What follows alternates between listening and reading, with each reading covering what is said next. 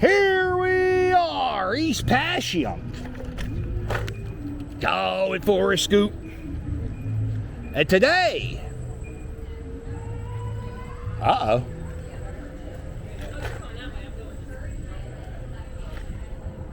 we're just going for a scoop down East Passyunk Ave. Is it Ave or Street? Passyunk Street. How dare I? East, West. Oh, it's Ave. No, it's Ave. How dare I say street? This is a little busy spot in South Philadelphia. You got uniform stores. You got hairdressers, jewelry. You get food, a lot of food. Good restaurants on here. There is a museum somewhere around here. It's the Philadelphia, Italian American Museum. Yes. Hey, I've been Ivan Drago, and now I have cancer. That's how Adrian died. She died of the woman cancer. Almost good. It's an almost good impression. Sometimes I hit it. Here it is. History of Italian American Immigrants Museum.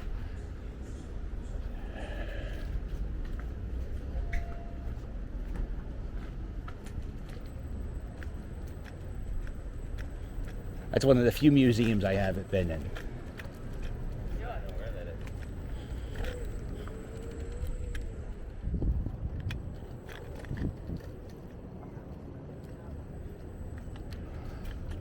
is. Right there with the colorful shirt. There we go. Ooh. There you go. Crystals. Mystical life.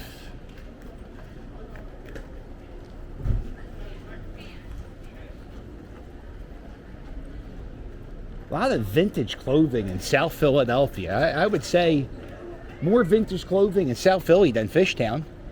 There we go. We got some tattoo people. Punk Burger. Uh-oh. I don't know if I... There we go.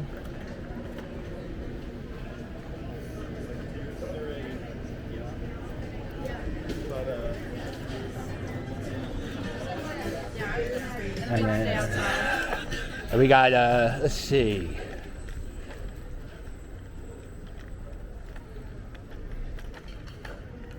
This is a doggy style. This is like a pet store they have in like gentrified neighborhoods. It's in Fishtown, Queens Village, and where South Street is.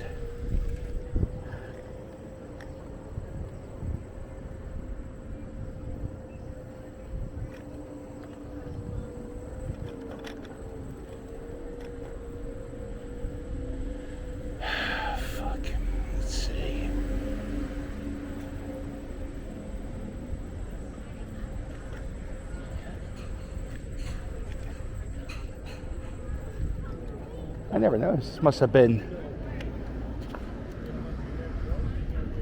an old movie theater with that sign like that. Huh. It says 12th and Watkins.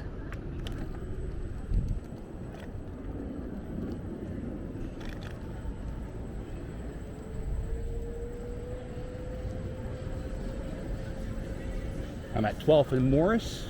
I'm gonna go down here a little bit.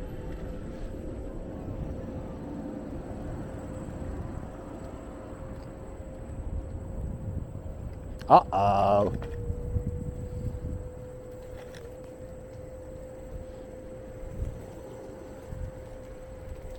So East Passyunk's part of South Philadelphia. This is probably the most parking I've ever seen in South Philadelphia on one street. But that might have... well, no, look, these guys are good. You can slide on by. Good for them. Courteous, polite, kind. Yesterday there was a guy who, looking back on it, I think he was doing a drug deal, so I probably was stupid in doing this, but there was a guy who double parked, right? And let's say he double parked, it was a smaller street than this, right? But let's just say it was one lane, right?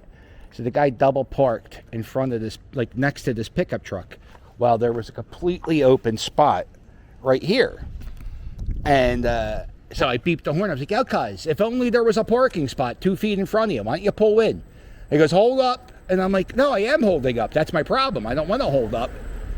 You're being, you know, your time is not only wasting your time, it's wasting my time too, and I don't even know your name. So let's not do that." Here it is, the singing fountain. This fountain, contrary to its name, it does not sing.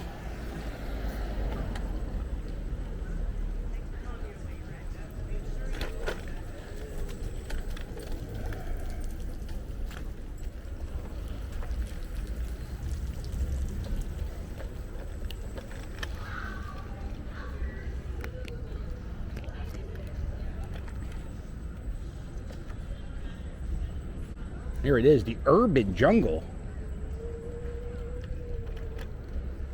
A lot of plants. I bought a succulent I bought a succulent back in January. And I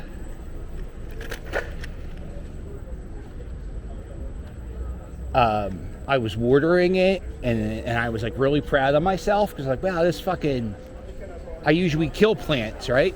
But the succulent was doing really good. And then like about 2 months ago, Cheryl was like, "You know that plant you've been watering? That's plastic." This is South Fellini. They make the coolest Philly stuff. No one likes us. They have a hat. It says John. Yeah. I'm not a big Philly fanatic popsicle hat. Yeah. John is a Philadelphia word. Here's Princess Diana wearing the Eagles hoodie or Eagles jacket. That's pretty cool. So John's a word in Philadelphia. John, it means any noun is a John. So you see that car, that's a John. Those people are sitting on the John. That guy's carrying a John. I made a few videos describing what John is. Sometimes you won't hear me say John too much because there was a lawyer, John Morgan, who made this sign, and it said, "I'm John Morgan," and John can't be a pronoun, right? You can't do that. It has to just be a noun, and it can't be a verb. Like, I'm not Johning on my scooter, I'm riding on my John. You got all that? I don't know how to use a comma properly in the sentence, but I could be a college professor on the word John, which is, pretty, thank God I live in Philadelphia, otherwise it would mean nothing. And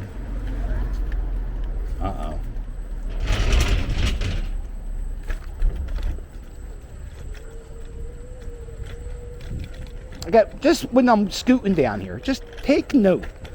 Saturday afternoon, no parking. Look at that truck. That truck's nice. Well, it's old, but there's another brewery. I never even heard of that one.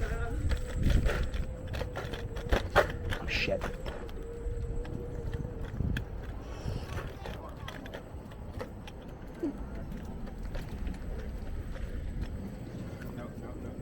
This is Cheesesteak Corner. This is where this is where the tourists go to go get cheesesteaks. Yeah, you're gonna wait for me. This is Pat Steaks. This is the place that originated the cheesesteak. See all these people? They're eating a pretty mediocre cheesesteak right now, and I guarantee there is a cheesesteak spot maybe a mile from here. It's called John's Roast Pork. They have the best cheesesteak in the city. There's another spot in Camden called Donkey's, and Donkey's makes a cheesesteak. I would say it's a sandwich because it's on a Kaiser roll. It's laid out a little bit differently.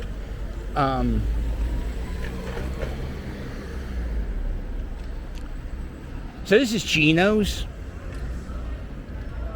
I'll tell you something a little controversial about Gino's. So, I don't know if he still has it, but the guy who used to own this place, Gino, he's dead now. He had a sign that said, "This is America, and if you're going to order your cheesesteak, order it in English," right? The thing of it is when he posted that sign, there was a lot of people, a lot of Mexicans coming into this area, right? There's a lot of Mexican food down the street, and you know, it was kind of being like a little rude to the Mexicans who didn't, you know, and also I'll say this too. Look, that's a fucking tourist location, right? Not everybody goes there, speaks English. This place is supposed to make the greatest tacos in the world. This is the shortest I've ever seen the line. There's a TV show called The Chef's Mind on PBS, and they made a video, a whole episode about the people inside that spot. So anyway, yeah, you're a tourist location, right? In a major city, and people go there, and they don't speak fucking English, you know? They speak whatever the hell they speak, because they're not from America. They're tourists. It's fucking rude. You got to think about things. And also, I always like to point this out. The first time they read the Declaration of Independence at the city of Philadelphia, right? The first time they read it publicly for the public to hear, they didn't read it in English. They read it in German, right? So all these people talking about English, you know, we're a nation of immigrants. People speak different languages. It's kind of, you know, you don't have that many places. And, I don't know, it kind of rubs me the wrong way.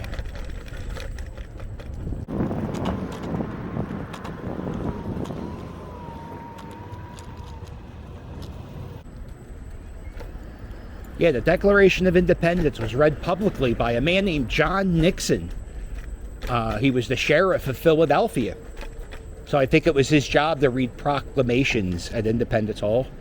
And he was the first person to read the Declaration of Independence publicly, read it in German first, English second, and I believe he was like the great-great-great-grandfather of Richard Nixon. So that's kind of cool. Like the president, like he was the sheriff, and his grandson or great-great-great-grandson became president of the United States.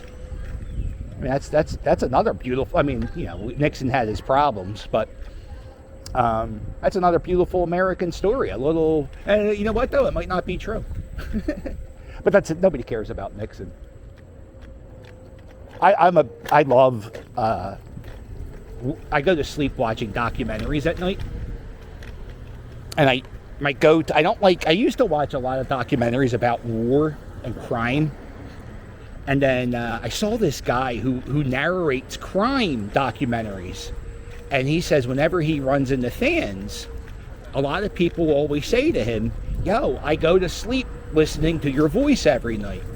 And he always tells people, "Don't do that. Don't watch my show while you're sleeping. Because there's a thing called lucid dreaming, and it can fuck up your mind a little bit. It can give you a more stressful sleep." And I kind of agree with that, because sometimes I would fall asleep listening to Howard Stern, and sometimes I would like dream that like I was in the studio. Kind of weird. I take medicine now for my bipolar disorder, and I don't really. I lost my ability to dream. I used to have vivid dreams all the time, but I take this medicine now, and that's like one of the side effects. Which is good, because I would wake up screaming. Oh, goddamn, it's a squirrel. I would wake up screaming because of night terrors sometimes. So I don't night terrors. But yeah, so I just go to documentaries like Watergate. Nobody dies. Nobody gets hurt. I mean, except Richard Nixon. Richard Nixon. He won that landslide in the election in '72 in a landslide. It was like the biggest victory ever by a U.S. president. 49, I think he took 49 states. And he had to resign because he was paranoid and he thought people were up to something. And it was crazy because he could have gone down as a pretty decent president if it didn't go to all the Watergate stuff. Now, I know he was a dickhead with Vietnam. What is this, the Richard Nixon vlog? But he did some good stuff. The environmental agent, the Environmental Protection Agency was Richard Nixon. I saw an interview by somebody who said, like, if Richard Nixon was around today, he would probably be like a moderate liberal, like with some of the things he believed. That's how.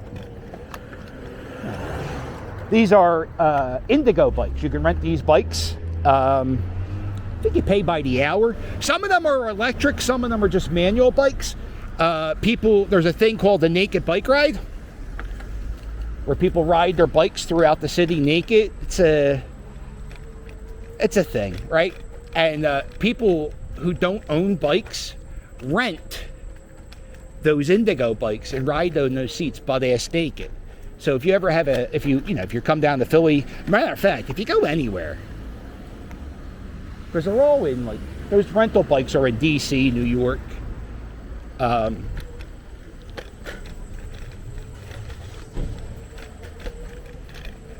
Don't touch those seats. You just don't know what's going on. Just don't know who's touching those seats. Oh, this is a back street. This is definitely the first time I've been on this street, I can tell you that.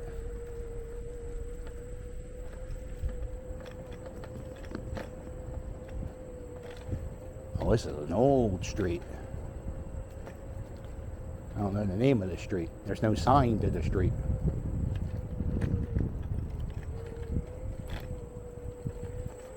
Yeah, so anyway, I go to sleep the Watergate documentaries. I think that was the whole thing. And I also do showbiz documentaries. Bob Hope's life story. There's a great PBS documentary about Johnny Carson, but I've watched it too many times to, like, it's no good. I have a playlist. There's a playlist on my channel. You can see that I don't really use that playlist anymore because I killed it. I watched everything on it too many times. It's funny, me and Mrs. Captain will spend like 10 minutes a day figuring out what we are going to fall asleep to and listen to in our sleep. Weird.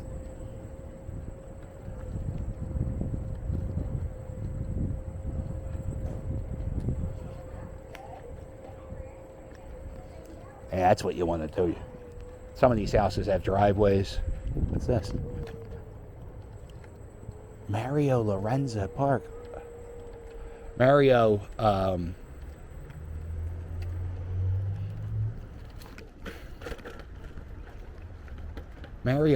is that what it's called? Mario Lorenzo, is that his name? Mario Lanza. Mario Lanza was a Philadelphia opera singer. And, he was a pretty big deal. Here we are.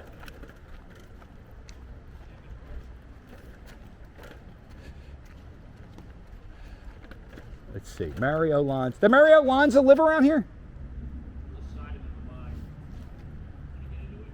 What's that? Right, 2 blocks down? No, 9th Street. Oh, okay. Why is this park? Is it just named after him? Yeah. All right. Pretty nice park.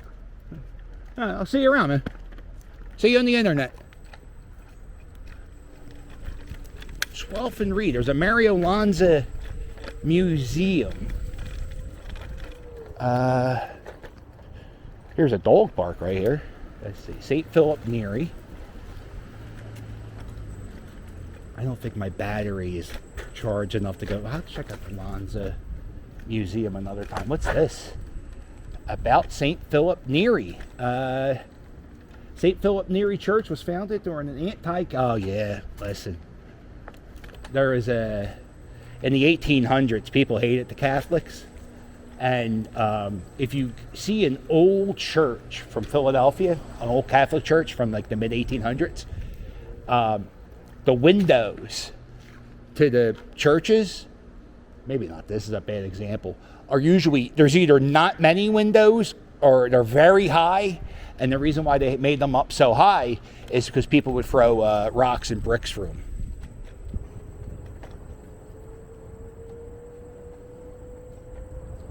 There's a lot of beautiful buildings down here.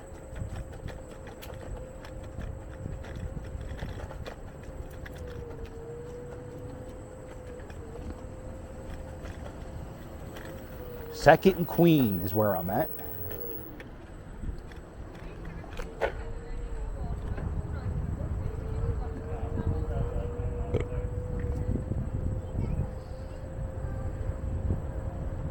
Here's Beck Park. Named after Beck, the musician who sang I'm a Loser. Probably not. Look at this. This is an old street. What they do is they would pave streets like this. So, like you see my scooter, it's easy for me to push my scooter down this side, because if it did, it's a pain in the ass. So this here would make your, if you had like a horse and a buggy, it would make your ride a little bit smoother. It's not perfectly smooth like asphalt, but it's definitely better than the bricks. So you see these stones, they were in that spot there. They had to probably dig a plumbing, something in these are called plumber's patches. And they just dig up the bricks and they throw the asphalt. Then people just come by and take the bricks, or sometimes they're supposed to put the bricks back properly, but sometimes they do. A lot of times they don't.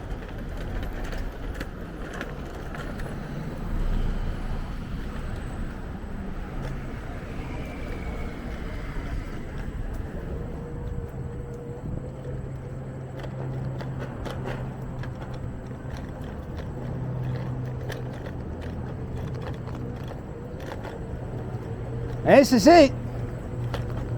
We're going to end it here at Delaware Ave.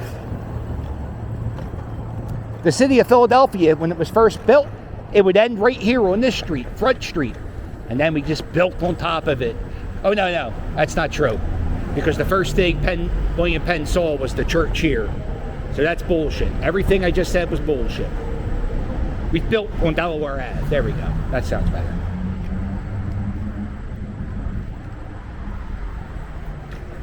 Oh, shit.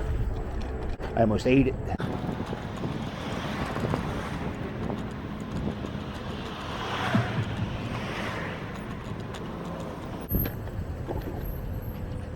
Here it is, Columbus Boulevard. Well, it's actually Delaware Ave. You call it Columbus Boulevard, you're an asshole. Oh, shit. Anywhere. There is nowhere to buy a drink around here.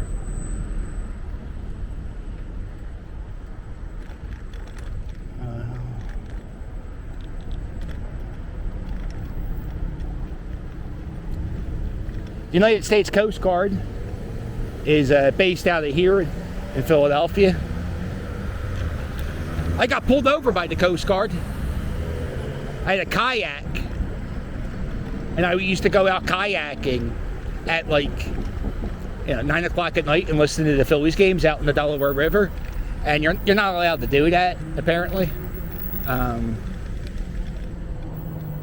There's nothing to drink here. Huh. All right, well, let's just go home. Yeah, so one time I was out there kayaking, 6-pack of beer, listening to the Phillies game, and the cops were like, yo.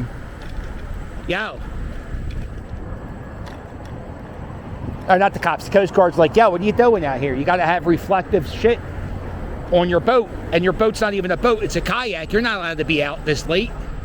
And I said, my bad. And I said, go home. I was in the middle of the river. They made me go home.